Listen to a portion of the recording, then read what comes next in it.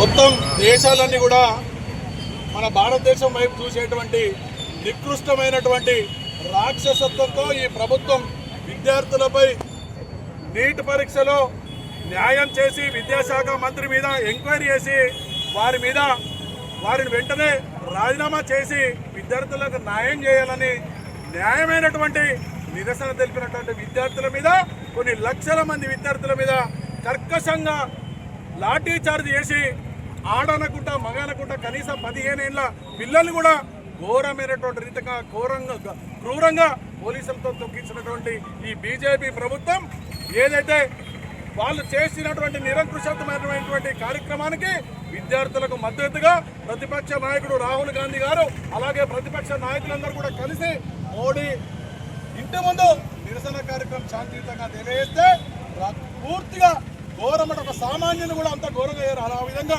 రాహుల్ గాంధీ మీద పిడిగుద్దులు గుద్దుతూ ఆయనకు ముక్కలకెళ్ళి రక్తం వచ్చేటువంటి విధంగా కొట్టి ఈడ్చుకెళ్ళినటువంటి మైనాన్ని మేము తీవ్రంగా ఖండిస్తా ఉన్నాం. ఇవాళ మన రాజన్న సిరిసిల్ల జిల్లాలో మన తెలంగాణ రాజన్న సిరిసిల్ల ఇలా ఎల్లారెడ్డిపేట మండలి గొల్లపల్లిలో ఒక వంశీ అనేటువంటి సామాన్యమైనటువంటి విద్యార్థి 20 సంవత్సరాల విద్యార్థి ఇది పూర్తిగా కర్కశం నరేంద్ర మోడీ నా చావుకు కారణమని ఇలా మొత్తం ఉరిపెట్టుకొని చనిపోయినటువంటి వైనం ఇప్పుడు జరిగినటువంటి సంఘటన. ఇలా ఆ బాడీని ఇప్పుడు ఇక్కడ తీసుకురావడం జరిగింది మన గవర్నమెంట్ హాస్పిటల్కు. వంశీ అయినటువంటి వ్యక్తి నా యొక్క చావుకు కారణం ఇవాళ ఎవరో నరేంద్ర మోడీ నాకు చావుకు కారణం అని చెప్పి రాసి చనిపోయినటువంటి వైనం. ఇలా ఎస్ఐఆర్ ఏదైతే ఎన్యుమరేషన్ ఫామ్ ఉన్నదో ఓటు నింపేటువంటి ఎన్యుమరేషన్ ఫామ్ మీద అది మంచి చేసుకుంటూ ఈ నా చావుకు నా తల్లిదండ్రులు కాదు ఎవరు కాదు ఈ దేశ పౌరుని నేను నా చావుకు నరేంద్ర మోడీ కారణమని సూసైడ్ నోటు రాసి ఉరిపెట్టుకున్న చనిపోయినటువంటి పరిస్థితి గొల్లపల్లిలో ఒక సామాన్యమైనటువంటి మంచి కృష్ణ.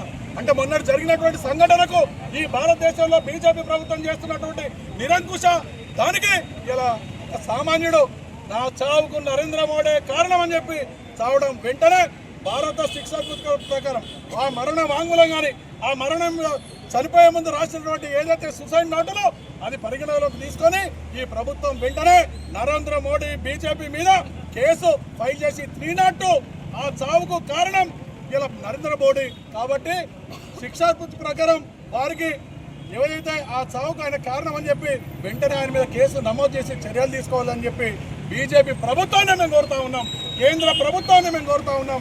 వెంటనే ఆ సూసైడ్ నోటుకు ఈ యొక్క శిక్షాపూర్తిగా 302 కేసు నమోదు చేసి వారి మీద చర్యలు తీసుకోవాలి. ఇటువంటి సామాన్యులందరూ కూడా ఆత్మహత్య చేసుకునేటువంటి పరిస్థితి. ఇవాళ నీట్ పరీక్షలకు 22 మంది విద్యార్థులు ఆత్మహత్య చేసుకున్నారు.